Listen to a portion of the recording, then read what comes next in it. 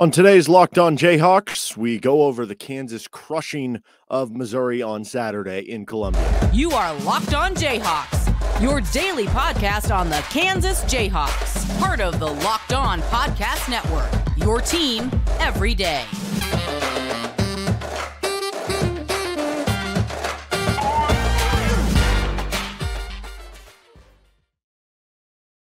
Johnson, thanks for making Locked On Jayhawks your first listen every day. We are free and available wherever you get any of your podcasts. You can also subscribe to us on YouTube and hit us up with any questions in the comment section there or at D Johnson Radio on Twitter. You can also hear me on Rock Chalk Sports Talk Monday through Friday from 3 to 6 p.m.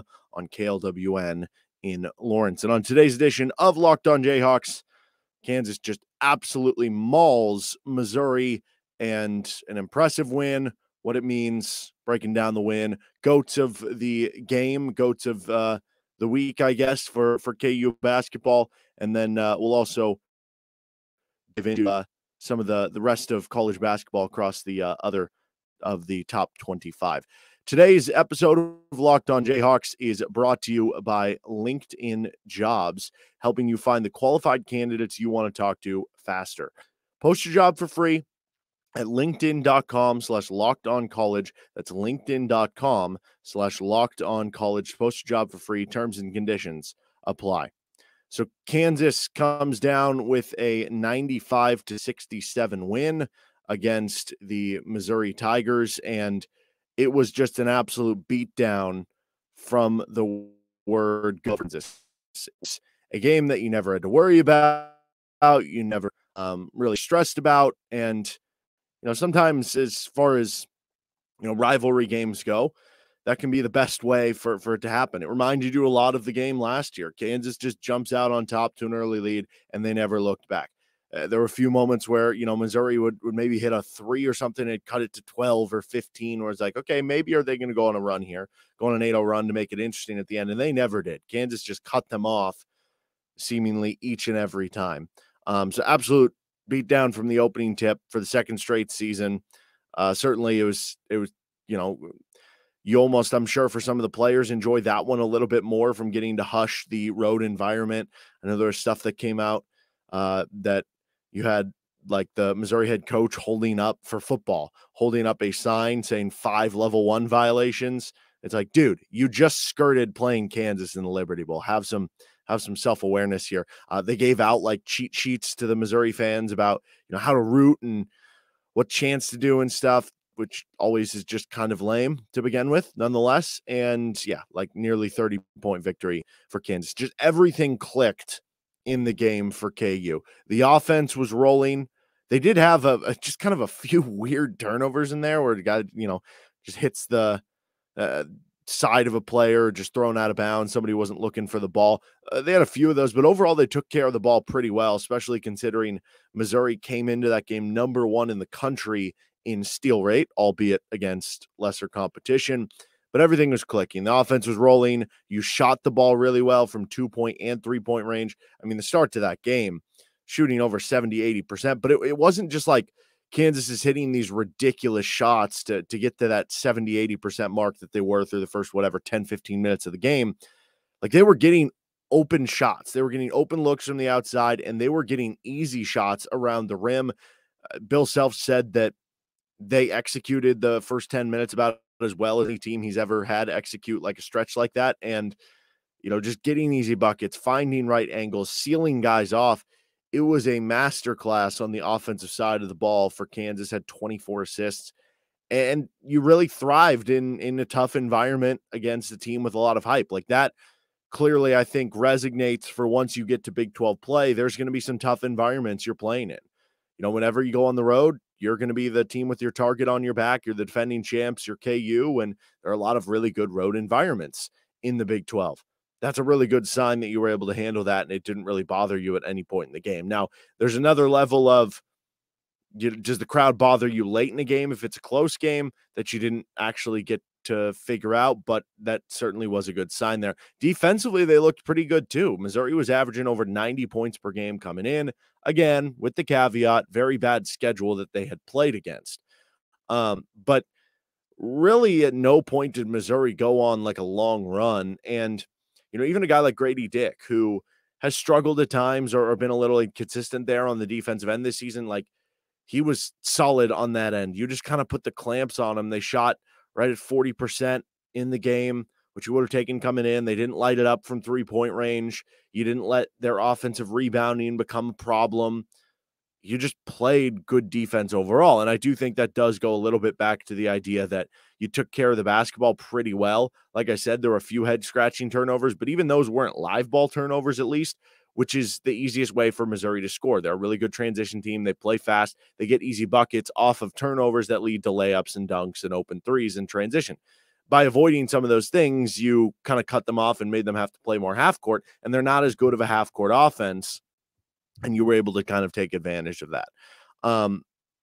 Kansas, I think, just overall really matched up well personnel-wise to what Missouri wanted to do. I mean, you look at this Missouri team, and it's a small ball kind of lineup with Kobe Brown at the 5. It's 6'8", and even the Noah Carter kid, they're playing him at the 4, occasionally at the 5 at like 6'6", 6'7". So it is a small ball kind of lineup, and I think you saw Kansas match up well because that's how Kansas plays with KJ Adams. But I think in general, that tells you that, like, if you're in the NCAA tournament and you happen to be matched up against a mid-major team who plays a small ball 5 who can stretch it from 3, like in some years past, we've seen it, like perfect example, right? You think back to, VCU or Northern Iowa, where you have these maybe teams who can stretch the floor a little bit, and you have maybe more of the traditional lurking center down low, and it causes you issues. Now, obviously, that was like a decade ago, and a lot of different things are different from there, but it makes you more matchup proof, I guess, is the way of saying it, that you do have that small ball 5. And if one of your traditional centers can come along to where you can feel like you're matchup proof for the traditional big man, then that'll be a really good sign. But I think that's really important, especially because there are a lot of teams that are going to play smaller in that regard, and KJ matched up very well there. But now you look at possibly a trend here. The last 3 games have been against, subpar opponents. Like in the case of Seton Hall, that's maybe a borderline NCAA tournament team. Same for Missouri. Like they're both in the top 65 on KenPom, but neither one is like top 40 teams where you're like, oh, they're for sure NCAA tournament team. But they're kind of on that fringe. Like, I don't know. They're interesting, right? And the other one was against Texas Southern, who is not good. So, take it with a grain of salt, but you're still talking about games in the last 2 where you were favored by 10 points and you were favored by 3.5 points, and you combined to win those 2 games by 54 points. Like that on its own says something about how good this team can be, and that they are playing really good basketball at this point in time. Truly, the Indiana game is going to be the best test of how they can fare against top competition. They passed the Duke test, but Duke's been kind of up and down, kind of weird since that win. They haven't been bad, but I don't know. I think it's a team in Duke that win's going to look a lot better in February and March, when maybe their young team is clicking a little bit more. Test. You obviously did not pass the Tennessee test against another really good opponent. But I think Kansas has clearly shown they can be dominant against lesser teams, which is obviously very important for good teams to do. But now the question comes up on Saturday and ahead, how can they do versus other elite teams, which you get a chance to showcase as soon as this week. All right, just a second, we're going to get on to our GOATs of the game for Kansas. But first, this episode of Locked On Jayhawks is brought to you by LinkedIn. These days, every new potential hire can feel like a high-stakes wager for your small business. You want to be 100% certain that you have access to the best qualified candidates available. That's why you have to check out LinkedIn Jobs. LinkedIn Jobs helps find the right people for your team faster and for free. It's super easy to go in. I know I have the LinkedIn app on my phone where I'm easily scrolling through, seeing what other people are up to. You can see what jobs are available. You get notifications on it. And it's super easy to apply to, because you already have, with LinkedIn, a lot of times on your profile, you're already uploaded resume and some other info, that it makes it super easy to apply, which means you're going to get more offerings if people think it's easier to apply there.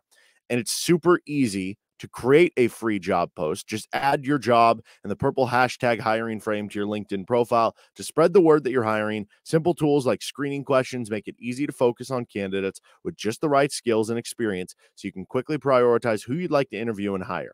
You want to finish the year strong, and finding another team member to help you, whether it's at the cash register or with sales or with marketing, anything that you're looking to hire, you want to finish the year strong, feel like you have that momentum headed into 2023 so you can have an even better year next year. Small businesses rate LinkedIn Jobs #1 in delivering quality hires versus leading competitors. LinkedIn Jobs helps you find the qualified candidates you want to talk to faster. Post your job for free at linkedin.com/lockedoncollege. That's linkedin.com/lockedoncollege to post your job for free. Terms and conditions apply.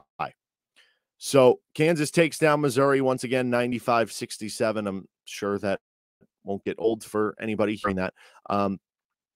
We're going to finish up with a little college basketball talk around the country. The #1 team in Houston just lost. So we're going to talk about that in a second here. But goats of the week. Let's start with the good goats. Plenty of good goats. I just lumped this all together. We'll get to them in each individually too. But the starting five, just as a whole, the starting five, unbelievable for Kansas. And they pretty much did all the production and did all the work. I mean, you had a game where all of them played over 30 minutes. They were all between like 32 and 33, except for Kevin McCullar, who was at 28, so right around it. And they were dominant. KJ Adams, I mean, the guy plays so hard. The one play where he like falls down to like save it or keep it in bounds or whatever, and it goes to Dajuan, and then he quickly gets back up, and then Dajuan dumps it off to him and he dunks it, was, I think, such a pure example of what he can bring to the table.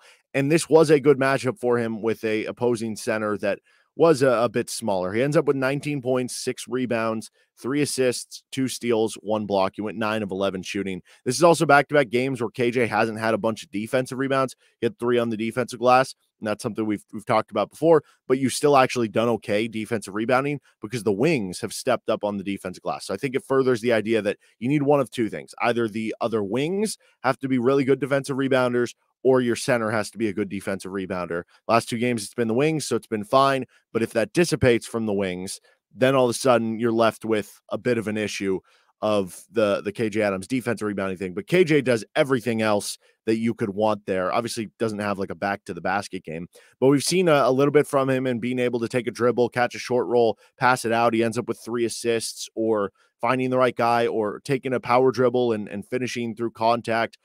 Being in the dunker spot, catching lobs, throwing down jams, 9 of 11 shooting. And maybe the most important thing that he did in that game consistently was that he constantly was getting proper angles and basically sealing guys off. It doesn't sound like a huge skill. It almost sounds like something that just like is manufactured by other people. And to a certain extent it is. You have to have the right pass in there and get the right angles and movement around the floor. And the coaches and Bill Self do a great job at creating that. But really, to this point, we hadn't seen the KU centers execute that super well, of creating that angle where they seal off their defender and just get an easy basket because of the angles that Bill Self and the offense provides. And that's an easy way for, 4-6 points at the center position a game.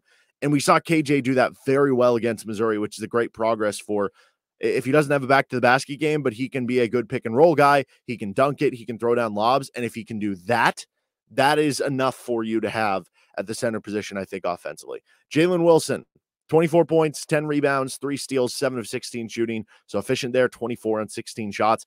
And it's just funny because Jalen was not the standout player of the game, not in terms of having the most points or having the most rebounds. Like, he did both those things.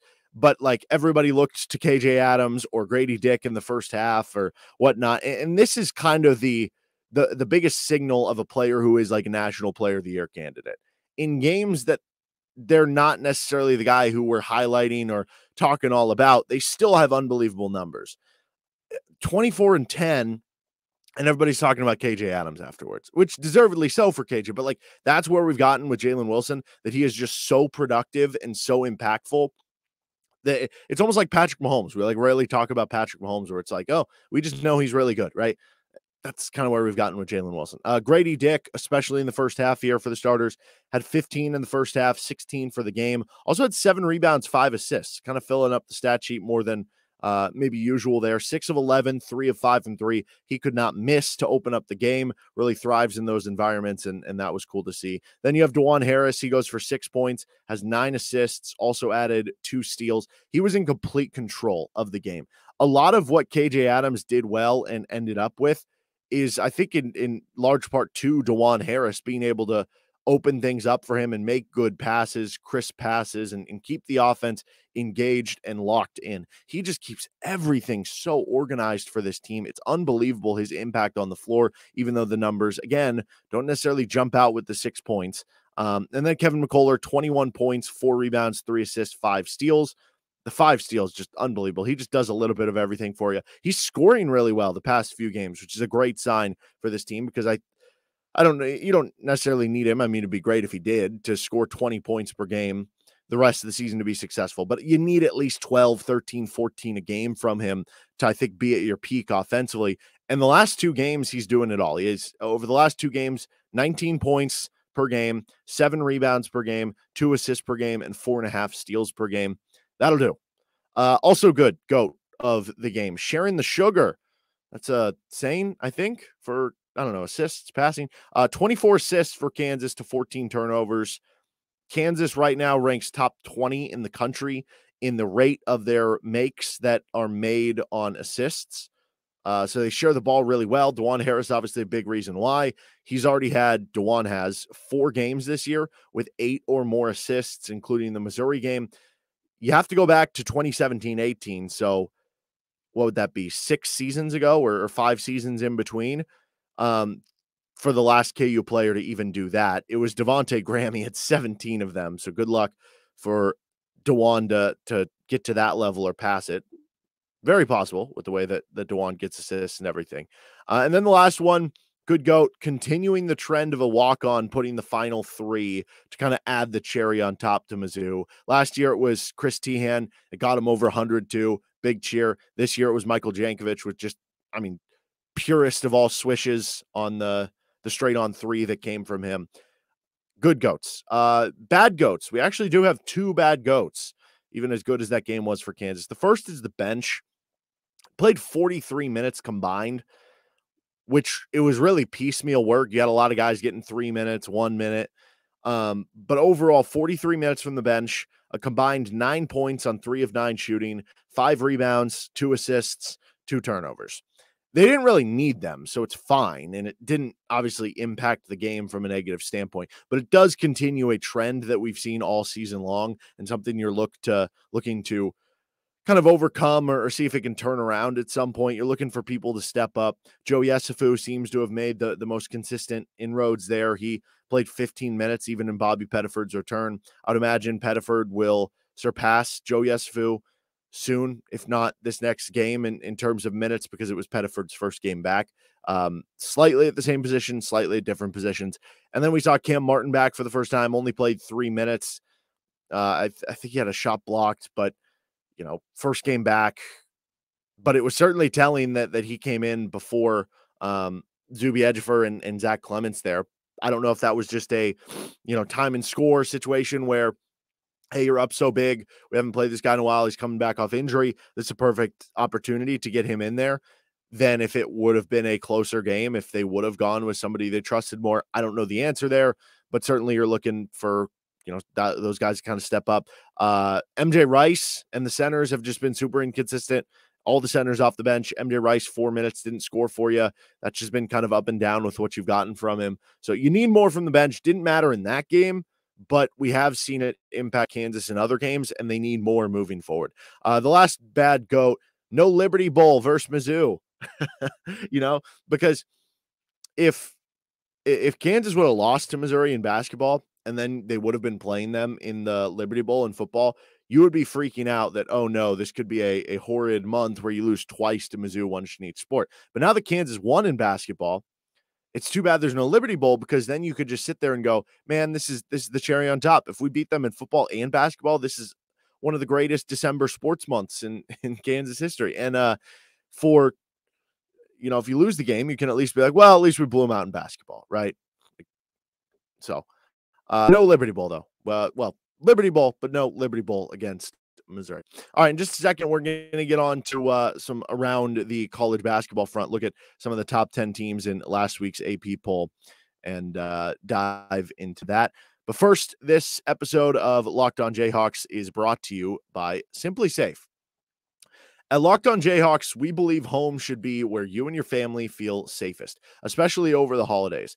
This season, give yourself and your family the gift of peace and protection with the #1 rated home security system, SimpliSafe. And right now, SimpliSafe is offering Locked On Jayhawks listeners 40% off a new security system. But don't put this off. Here's why I love it. You can control the system from your smartphone app and view all the crystal clear HD security camera fees and wide range of high-tech sensors. SimpliSafe was just named the best home security system of 2022 by U.S. News and World Report, a third year in a row. In an emergency, 24/7 professional monitoring agents use Fast Protect technology exclusively from SimpliSafe to capture critical evidence and verify the threat is real so you can get higher priority police response. Don't miss your chance to save big on my favorite security system. Get 40% off any new system at simplisafe.com/lockedoncollege today. That's simplisafe.com/lockedoncollege. There's no safe like SimpliSafe.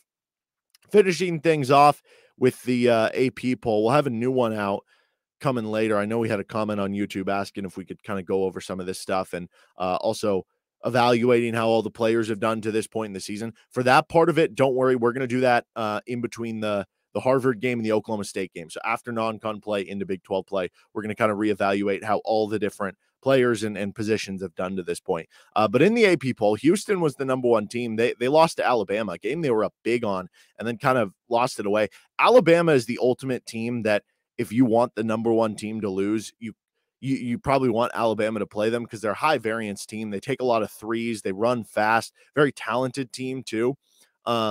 They can have some shooting lulls and have some weird games that they'll lose, but they can play up to kind of anyone. So they end up losing, but I still think Houston is really good. Alabama's clearly very good. Texas loses for the first time to Illinois, which we circle back to the Illinois thing. So Illinois lost kind of a weird one, but they've been really good against good competition. And Illinois was the team that Kansas played in the secret scrimmage. The rumor, the supposed talk was that Illinois was up by 1. It was only like 1/2 of play, and then they did a bunch of situational stuff from there. But they did say, I think Bill Self said everything came down to like the last possession essentially in everything they did. So it was a very tight team. But I think that's further reason to think both teams are kind of good between Kansas and Illinois. I guess Virginia is probably going to be the #1 team. I don't know. Maybe the poll will be out by the time this episode comes out. But Purdue and UConn, man, UConn has been unbelievable so far. They are just blowing everyone out. They've got a really good defense. They brought in a really good transfer from East Carolina, where Joe Dooley was coaching at. And UConn's been ultra impressive. I think I hit them at like 25-1 to win the title or something, make the Final Four before the season started. And that's feeling good. But it certainly is interesting that you look at the top 10 right now. And you have, again, it's going to shift up or change up a little bit after this week, but like Houston, Texas, Virginia, Purdue, UConn, that was your top 5 headed into the week. This is going to be a little bit more of a weird year, and as much thought as there was coming into the year that, hey, all the Blue Bloods are going to be really good this year, with Kansas being top 10 preseason, Kentucky, Duke, same, North Carolina preseason #1. North Carolina's kind of struggled so far. Kansas has been good. Kentucky has, I don't know if I would quite say struggled, but they've definitely not looked like a top 10 team so far. And then you have Duke, who kind of the same thing. Like Duke's been pretty good, but have they looked like a top 10 team? No, it's been a little clunky. So this does feel like a pretty wide open year so far, but feels like we say that at the beginning of a lot of years, and then we get to like February and it goes one of two ways. It either goes, this is the most wide open year ever, everybody can win it, or it goes to, no, there are a handful of teams that we probably narrow it down. If you gave me a selection of 5 to 8 people, we can probably pick the national champion. So we'll see how this one goes from there. All right, that's going to do it from this edition of Locked On Jayhawks. If you have anything you want the show to talk about, hit me up at D Johnson Radio on Twitter or in the comment section on YouTube. Tomorrow's show, we're going to be joined by Nick Schwert talk a little KU basketball, do another Whose Stat Line Is It Anyway, little KU football with Nick, too, ahead of the Liberty Bowl. Don't forget to subscribe to the show wherever you get any of your podcasts or on our YouTube channel with Locked On Jayhawks. That'll do it for today's episode. Have a good rest of your day. I'll see some of you on Rock Chalk Sports Talk from 3 to 6 on KLWN Lawrence later today. Till then, bye.